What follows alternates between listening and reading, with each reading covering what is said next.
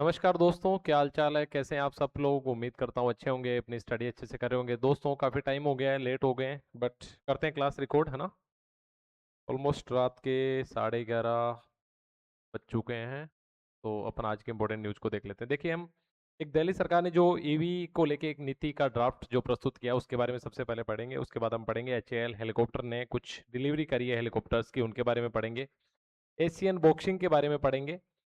उसमें आपको पता है अरुंधति चौधरी के बारे में हमने पहले पढ़ लिया था। अब हर्ष ने कुछ अचीवमेंट हासिल किए, उनके बारे में पढ़ेंगे। आयुष शेट्टी का एक अचीवमेंट है, उसके बारे में थोड़ी सी बात करेंगे।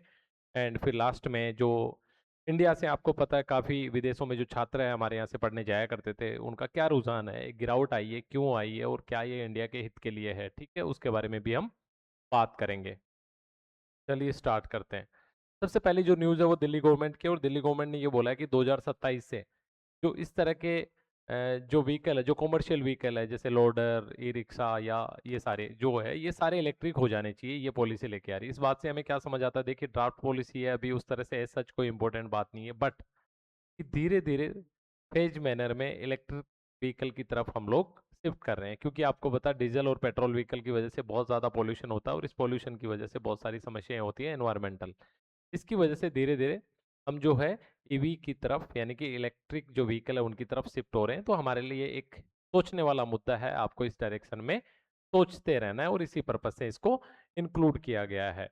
ठीक है, पॉलिसी की अवधि और ये सब इंपॉर्टेंट नहीं है, क्योंकि पहली चीज तो ये कि दिल्ली गवर्नमेंट की है और अभी ड्राफ्ट है, यानी कि पॉलिसी फाइनल नहीं हुई है। जब एक बार अगर पॉलिसी फाइनल हो जाएगी तो उसके बाद पढ़ेंगे, तो फिर भी कोई बात बनती है। आगे जो न्यूज है वो एचएएल को लेके। देखिए, हिंदुस्तान एरोनॉटिकल जो लिमिटेड है वो डिफेंस के इक्विपमेंट बनाती है, सरकारी कंपनी है। और उन्होंने जो हमारा तटरक्षक बल है, यानी कि जो समुद्री हमारी सीमा है, उसका जो प्रहरी हमारा जो बल है, उसके लिए कुछ स्वदेशी, यानी कि एचएएल ने बनाए, मतलब कि इंडिया की अपनी कंपनी ने बनाए, यानी कि इंडिया ने खुद बनाए कुछ हेलीकॉप्टर्स की सप्लाई करी है। किसके लिए? भारतीय तटरक्षक बल के लिए। हेलीकॉप्टर्स का नाम क्या है? MK3 जो है, 4 हेलीकॉप्टर्स उनको सप्लाई किए हैं। क्या ये एग्जाम के लिए इंपॉर्टेंट है? मेरे हिसाब से इंपॉर्टेंट नहीं है। हमने क्यों इसको इंक्लूड किया है? देखिए, इसी न्यूज में नीचे एक बात थी, आईसीजी का मोटो क्या है। देखिए, छोटे एग्जाम्स में ये सवाल अक्सर पूछ लिया जाता है। जो हमारी सेनाएं हैं इनका मोटो पूछ लिया जाता है, हमारे जो पैरामिलिट्रीज है इनका मोटो पूछ लिया जाता है, और जो हमारा तटरक्षक बल है वो एक इम्पोर्टेंट बल है।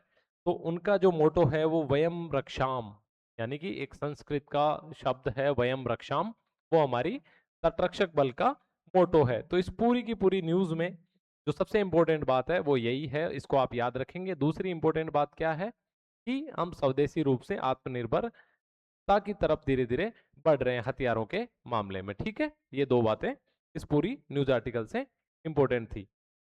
आगे दोस्तों, एशियन बॉक्सिंग चैंपियनशिप आपको पता चल रही है, और हमारे यहाँ से अरुंधति चौधरी जो कोटा से हैं, इन्होंने मेडल जीता, जिसके बारे में हम पिछले वीडियो में बात कर ली थी। आज फिर वो थोड़ी सी न्यूज डाल दी। इंपॉर्टेंट अपडेट ये है कि हर्ष चौधरी जो जयपुर के हैं, इन्होंने उलान बटोर में ये प्रतियोगिता हो रही है मंगोलिया के, हमने पहले ही पढ़ लिया था, याद रखने वाली बात है, एग्जाम में पूछी जा सकती है। इन्होंने ब्रॉन्ज मेडल जीता है, और यहाँ पे इनका जो स्वागत सत्कार है वो हो रहा है। देखिए, अगर आप जीतेंगे तो स्वागत सत्कार तो होना है। इंपॉर्टेंट बात क्या है कि हर्ष चौधरी का जो अचीवमेंट है वो भी काफी इंपॉर्टेंट है। याद रखेंगे, अरुंधति चौधरी के बारे में हमने लंबी बात करी है प्रीवियस वीडियो में, आपने अगर नहीं पढ़ा है तो आप दोबारा जाके पढ़ सकते हैं। आयुष शेट्टी जो है, इनका भी एक अचीवमेंट है। आज स्पोर्ट्स की काफी न्यूज है।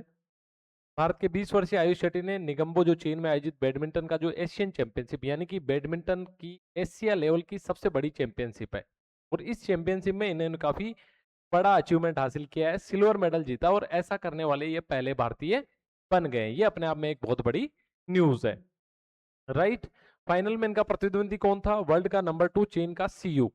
ये सवाल भी अक्सर आजकल आरपीएससी पूछ रही है कि किसको हराया, यानी कि ओपोनेंट कौन था। देखिए, ये स्कोर तो इंपॉर्टेंट नहीं है कि कितने से हराया, क्या किया, वो इंपॉर्टेंट नहीं है। इंपॉर्टेंट सिर्फ एक बात है, नाम इंपॉर्टेंट है, आयुष शेट्टी। टूर्नामेंट का नाम क्या है? बैडमिंटन का एशिया कप, जो कि प्रतिष्ठित टूर्नामेंट, और आज तक भारत के किसी प्लेयर ने ये अचीवमेंट हासिल नहीं किया है। ठीक है, और डेब्यू में जीता है। कमाल की बात यह है कि इनका ये पहला ही मैच था। तो स्पोर्ट्स से कुछ अच्छी न्यूजें आज देखने को मिली है। देखिए, अगला आर्टिकल जो है वो है भारतीय छात्रों का जो रुझान था विदेशी यूनिवर्सिटीज में जाके पढ़ने का, और हमारे मन में एक हुआ भी था ऑक्सफोर्ड या जितने भी इस तरह के हार्वर्ड जो नाम हम सुनते थे, लेकिन धीरे धीरे ये रुझान 2023 के बाद कम हो रहे हैं। इसके पीछे बहुत सारे रीजंस है, इसके पीछे पैरेलल रीजंस है। जैसे पहला रीजन तो आप ये मान सकते हो कि इंडिया में भी बहुत अच्छे इंस्टीट्यूट बन रहे हैं। दूसरी बात, जो इंस्टीट्यूट है उनकी भी गुणवत्ता में सुधार आ रहा है, तो एक पॉजिटिव एस्पेक्ट ये हो गया। दूसरा, जिन देशों में जाया करते थे जैसे ऑस्ट्रेलिया, कनाडा, इंग्लैंड, इन देशों की जो आवर्जन नीतियां यानी कि प्रवासियों के लिए जो उनकी नीतियां हैं, वो नीतियां धीरे धीरे कठोर होती जा रही, तो उसका भी एक इम्पैक्ट रहा है। और दोस्तों, आप अगर थोड़े से भी पुराने स्टूडेंट है, थोड़ा सा भी आपका अगर जियोपॉलिटिक्स में और इन सारी चीजों में, अगर इकोनॉमिक्स में आपका इंटरेस्ट है, तो आपने पढ़ा होगा कि हमारा इंडिया जो है ब्रेन ड्रेन की समस्या से ग्रसित है, जिसके बारे में हम पहले भी किसी क्लास में बात करिए। ब्रेन ड्रेन का मतलब क्या हो गया?